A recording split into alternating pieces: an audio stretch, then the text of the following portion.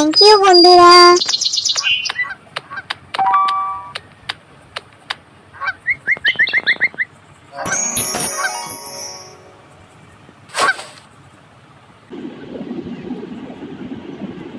রানীমা যেভাবে বলেছিল আমি তো সেভাবেই চলে এসেছি।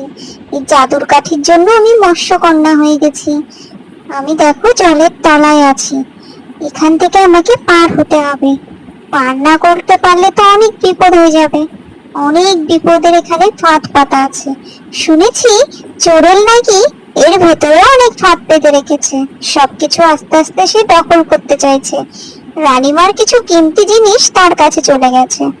তাই তো রানীমা আমাকে ডেকেছে। চলো দেখি আমরা এটা পার করতে পারি কিনা।